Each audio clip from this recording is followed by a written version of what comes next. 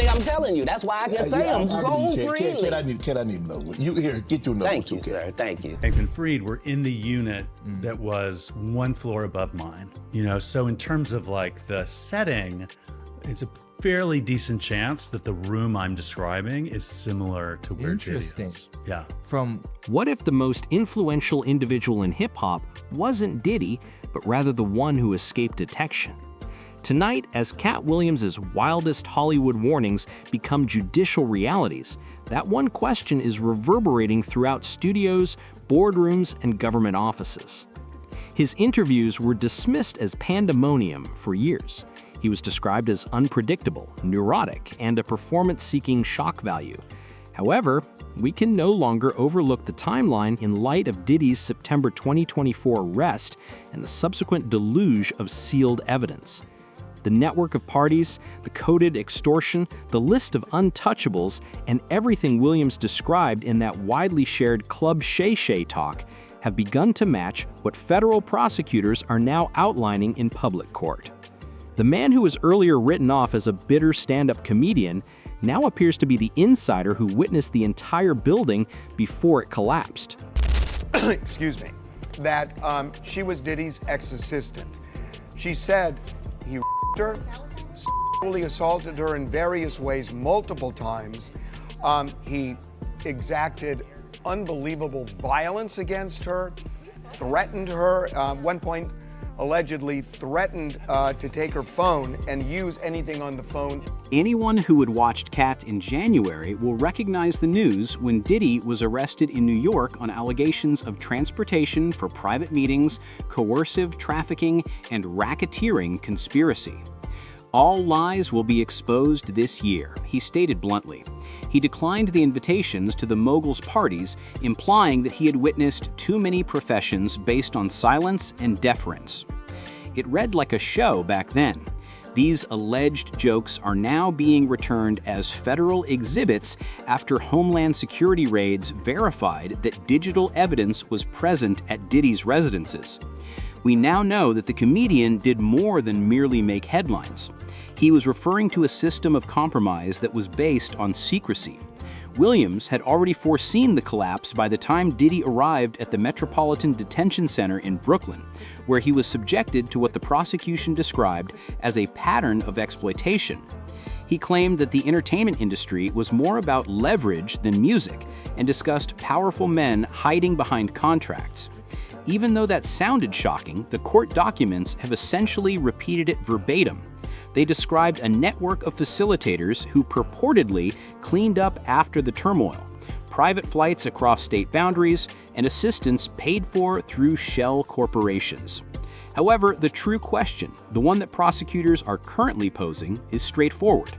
Was there anyone else in the room? Diddy's ex, who's also the mother of his 3 of his children, has detailed the alleged abuse that she suffered at his hands. Oh, no. And this is all in a memoir. The peculiar death of Kim Porter in November 2018 may have been the first hint years earlier. The Los Angeles County Medical Examiner officially declared it to be pneumonia. Unofficially, people closest to her never felt comfortable with it. According to her pals, the 47-year-old mother of 4 was writing a biography on her relationship with Sean Combs. She formerly had a son with singer Albie Shore, who has openly expressed his belief that she was silenced. He says she told him about files being switched, missing pages, and others cautioning her not to share what she knew. She apparently told acquaintances she was being watched a few weeks before her death.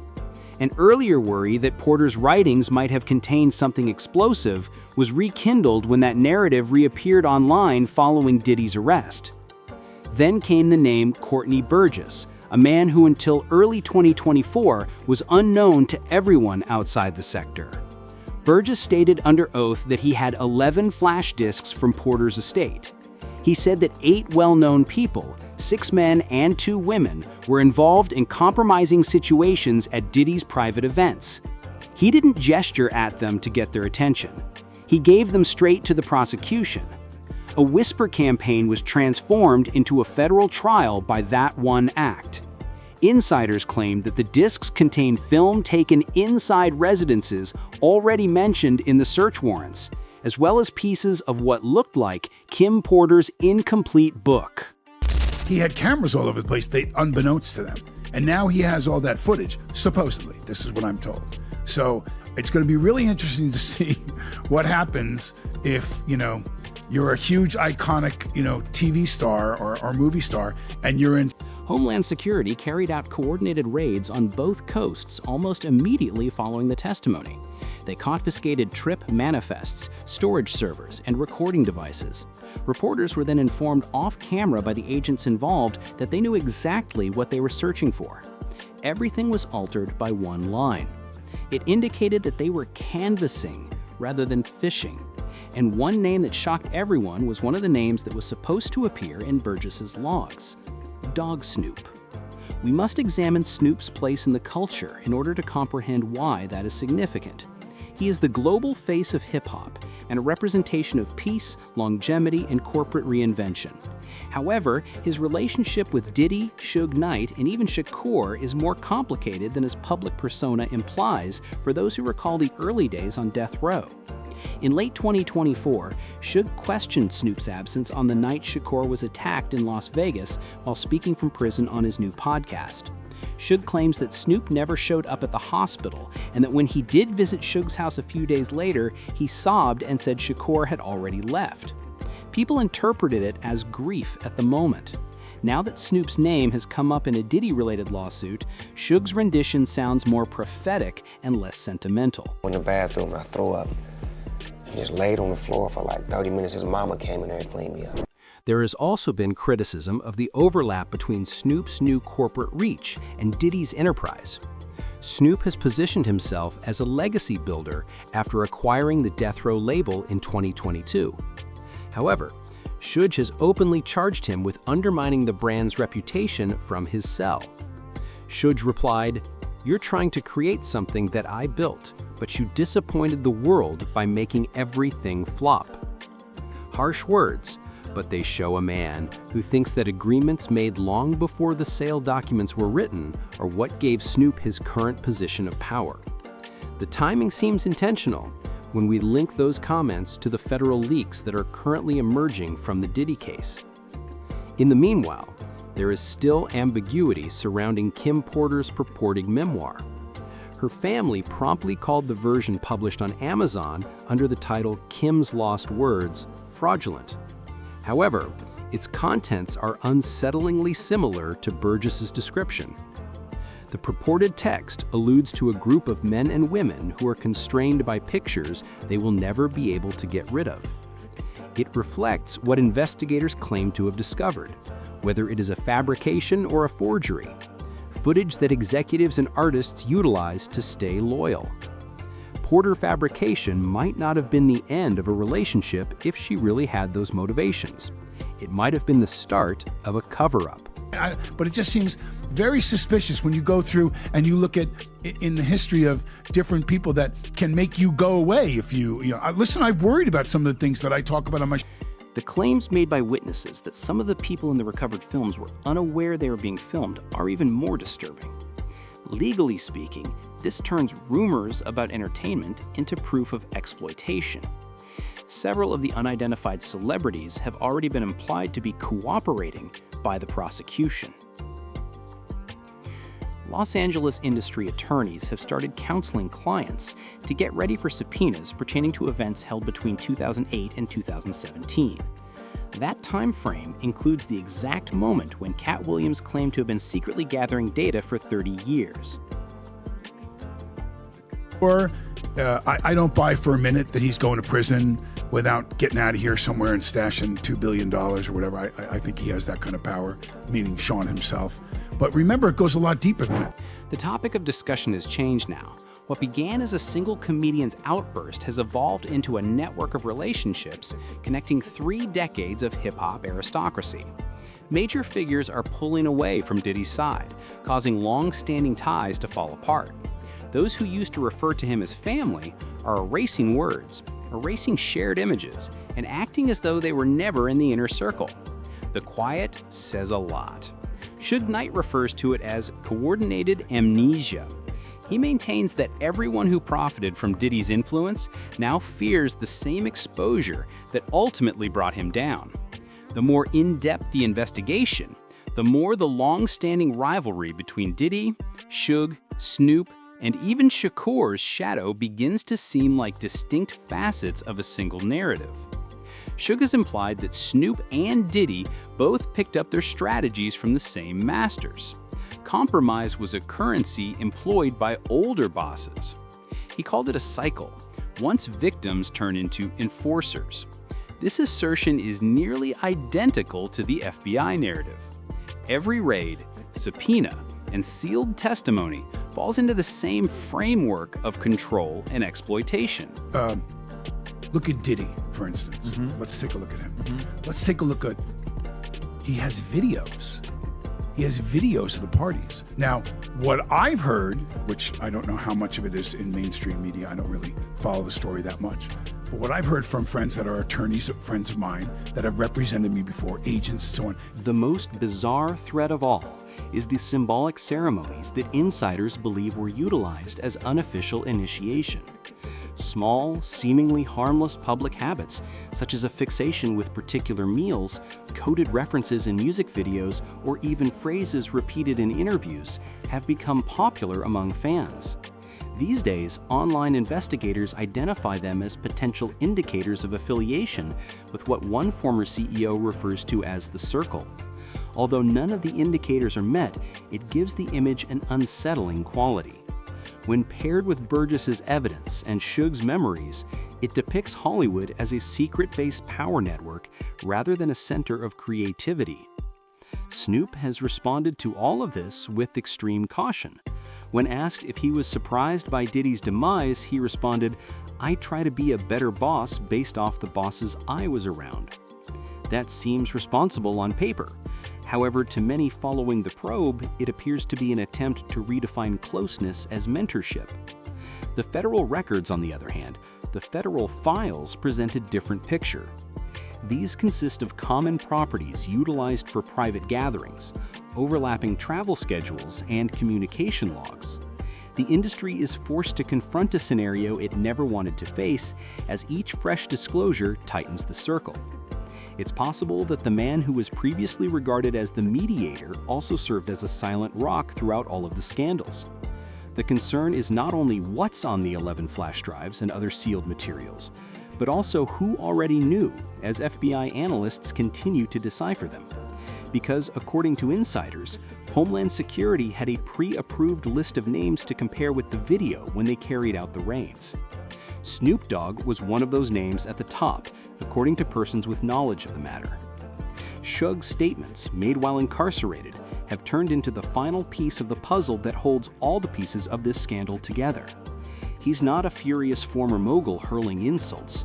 He is a man who has nothing left to lose, no label to rebuild, and no brand to defend. The man who sat next to Tupac Shakur in that automobile in Los Angeles the night everything changed is now speaking with the composure of someone who understands that his story will never be forgotten. Suge is leaking names from a federal phone line as Snoop Dogg stealthily operates the label from which he formerly ran. Furthermore, what he's describing sounds more like an industry-wide confession than nostalgia. He claims that throughout those last hours, Snoop never visited Shakur at the hospital and never met his gaze. Rather, Suge remembers him arriving at his house, shaking, puking by the pool, and muttering, "It's going to be all right." Suge thought it was staged, as if Snoop knew the result before the doctors announced it. Before he was best of friends. 2 days before he I don't think he The most eerie question of all is raised by that one moment. How was he able to know? Shakur's condition was unclear for days, according to the official story. However, Snoop must have been informed if he spoke as though the conclusion was predetermined. How much more has he known all along if he already had insider knowledge of that tragedy? The identical names from Kim Porter's flash drives are linked to the same guest lists from Diddy's private events in the rumor chain that is currently circulating among prosecutors' offices. And like a watermark, Snoop's name keeps coming up. Nobody in Hollywood wants to publicly discuss this overlap. Is the legal problems, charges he was involved in a Southland murder that have... Shug has implied that friendship is not the basis for loyalty in that circle. It has to do with leverage. He asserts that some recordings, some of which were made in private settings, were exchanged for silence. You required greater leverage to survive as your might increased. That aligns too well with the descriptions provided by FBI investigators in their secret documents. Reputations are shielded by fear. Files are transferred and footage is concealed. Looking back, the timing of Snoop's major move may be the most telling indicator rather than the video itself. Early in 2022, only months before Diddy was the target of further litigation and raids, Snoop purchased the Death Row brand, which he had previously referred to as a trap. He claimed that it was about recovering history and leaving a legacy. However, indicator analysts are unable to pinpoint the conditions attached to the price tag, which is thought to be in the tens of millions of dollars. Why reinstate Death Row if it was indeed toxic? According to some sources, it was a tactic to absorb and conceal any records or masters that would link the previous Death Row years to the current inquiries.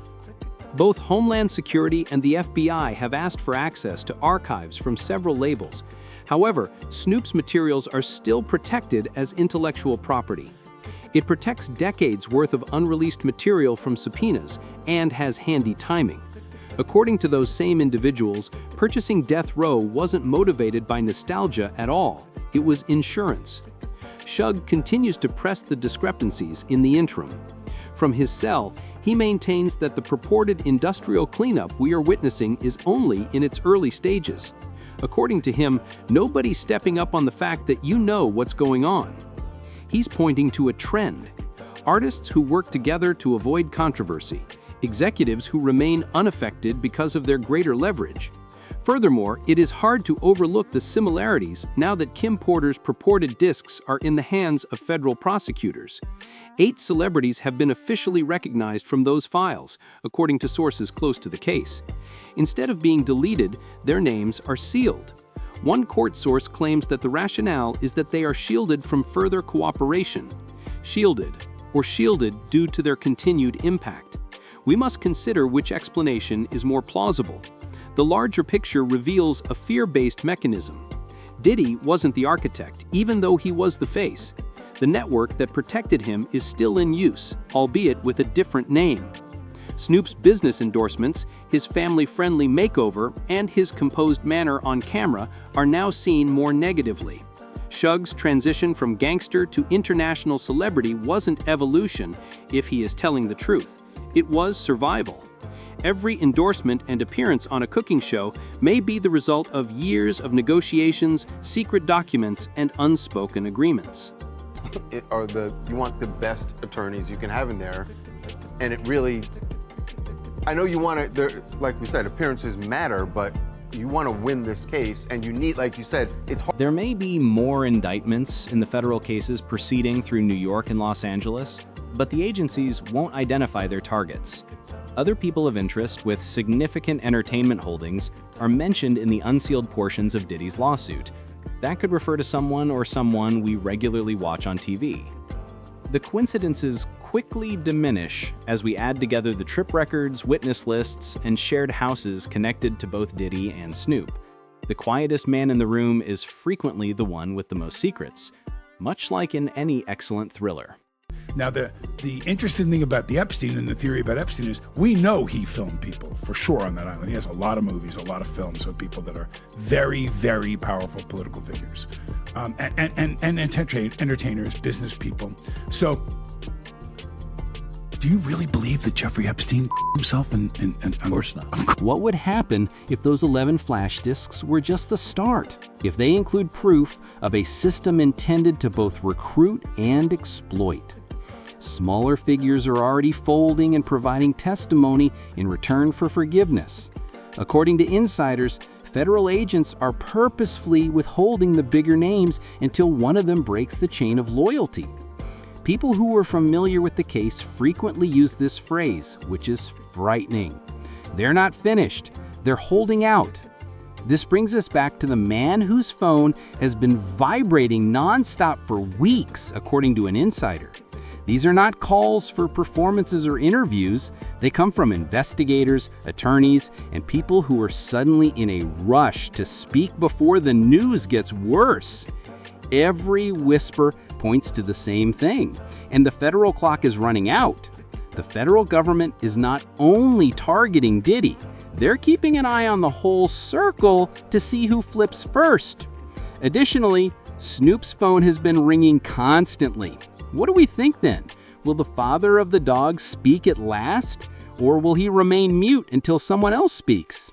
Is this the beginning of the greatest reckoning Hollywood has ever witnessed? Or is it the end of an era? This story isn't slowing down. So please share your thoughts below.